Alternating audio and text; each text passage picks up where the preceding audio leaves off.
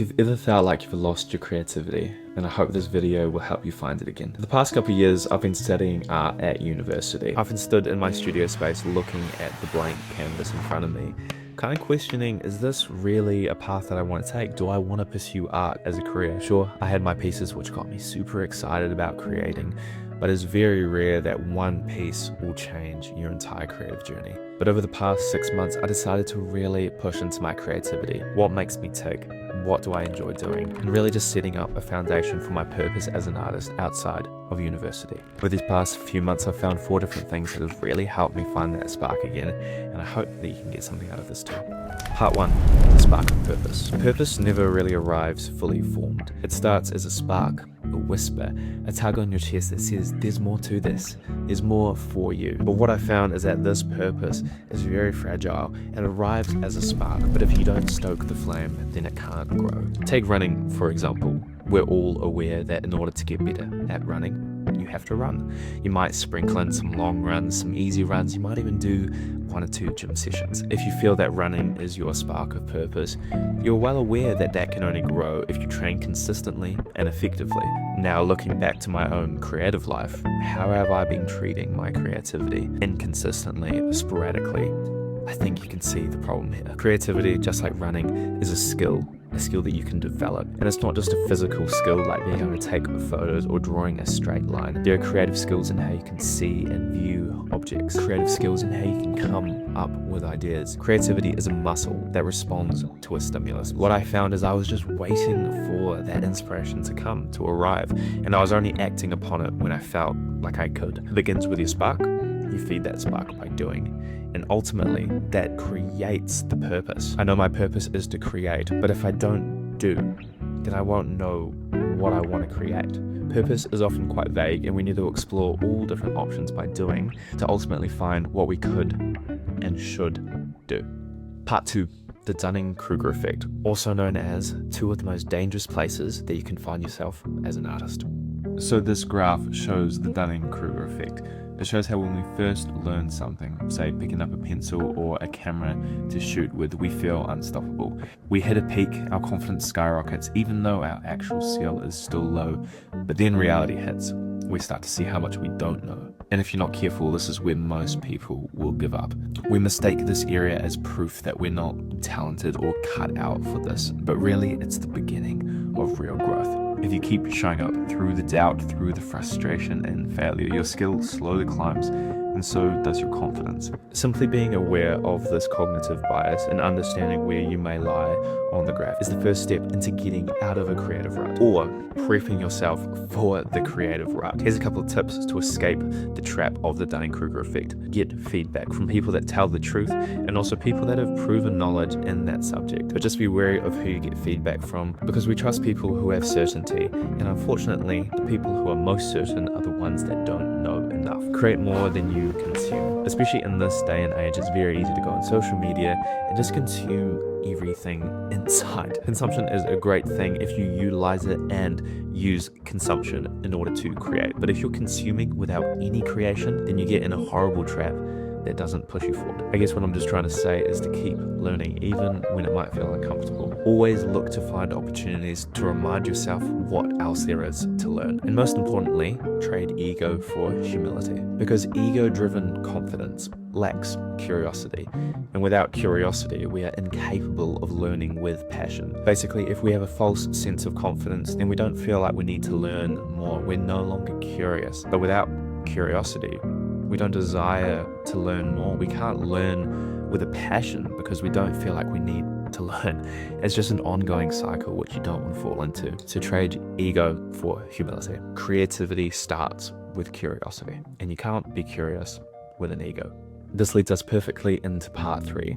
Falling in love with the process. Creativity starts with curiosity. Now, how can we regain our curiosity if we're in that creative rut? In order to regain that spark, to regain that curiosity, we must first break down our cognitive biases of certainty. Basically, we need to question what we don't know, and more importantly, question what we do. I found 4 different steps for this. Number 1, admit we know shockingly little of a given subject. Curiosity begins in humility. So start with that. What could I be personally wrong about and what don't I see yet? For example, for myself, I believe that the human figure was the pinnacle of art making. And yeah, it's up there. It's definitely up there, but that was holding me back from exploring different avenues in the creative space. I was confident in that subject matter, and so I created a lot of it. And that leads us to step 2, switch from proving to exploring. And by this, I mean proving our abilities versus exploring our abilities. When we try and prove our abilities, we can oftentimes get quite defensive. We don't like being wrong, so we do everything in our power to prove that we're right. However, when we explore our abilities, we admit humility and become curious.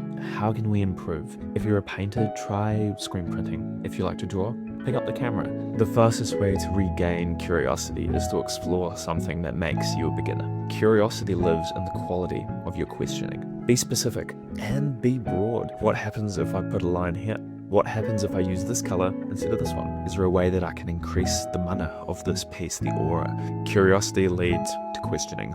Questioning leads to answers, and answers lead to growth. And finally, step 4 to falling in love with the process again is to surround yourself with those ahead of you. However, we must first reach a level of comfort with these people. Comfort comes from humility, because when we try and prove our skills and our knowledge, then we stop taking creative risks. Nothing sparks curiosity faster than the realization that someone else sees something far more than you do. However, if we see this as a threat, then we cannot find curiosity. We need to be open. We need to humble ourselves. It all ties back.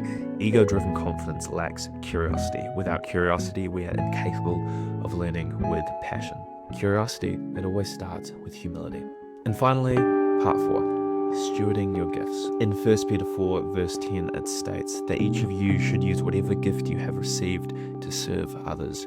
To serve others. In this context, to be a steward is a verb. It's an action, with the definition a person whose responsibility it is to take care of something. This creative gift, it was given to me, it was given to you, and now we have the responsibility to use it, and not just use it, to use it well. Imagine you were given a child.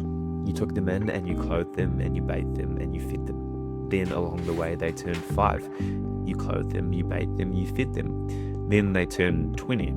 You clothed them, you bathed them, you fed them. That's just not how it works. You see, as that child grew, you had to grow with it. If you kept your knowledge the same and applied the same principles when they were a baby to when they were an adult, then something would be very wrong. You're given a responsibility to steward your gift, to let it grow. And if you're just doing the bare minimum, then that's kind of sad. This has been a massive focus for me over the past 6 months, and here are 5 different principles that I've been working through. So first, you have to acknowledge that you have the gift, and you obviously know that you have the gift if you've clicked on this video. I like to think of these gifts as not as something that I've earned, but something that I've been entrusted with. After you've acknowledged that you have the gift, you need to let it grow. You need to work the craft, not just the output. It's just like I talked about with the kid. If you don't work with the kid and you don't work on your craft, then don't expect better results or better ideas. Like I said at the start of the video, I often found myself waiting for inspiration to strike. Ideas come from ideas and they evolve off one another, bouncing off each other. So don't just sit there waiting for a new spark to kickstart a new project. Number 3 is to share your gift. Stewardship is about giving. Share your work, speak on what you're learning. There's power in the art of the process. We don't always need a final product ready for show and tell. How much better would the world be if we shared our struggles, we shared our mess ups? Because we share and we learn to grow together. Finally, step 4 for stewarding your gifts is to rest and recharge intentionally. I'm not a big fan of the hustle mindset, especially in the creative realm. One of our goals as creatives should be to create a space where we want to engage in our art, we want to create daily. That means we need to leave room for thoughts and ideas to grow and ruminate. What sets the best athletes apart from everyone else? Most oftentimes, it's how best they can recover. Rest has been and will always be a part of growth. There's power in observing, feeling, reflecting. Always leave time for creative rest. Ultimately, you should never want to create to prove the skills that you already have. You've been given a beautiful gift to create something that touches lives in a very different way. Use your gift to speak your mind. Use your gift to tell a story. Use your gift to connect with others. So that's what I've learned. this year about finding my creativity again. You know, growing up was never about finding a new purpose. It was simply about remembering the one that I already had. I don't exactly know where I'm headed with all of this in life, and you might not know too, but I do know this for a fact, is that we were born to be creatives, and I think that's pretty cool.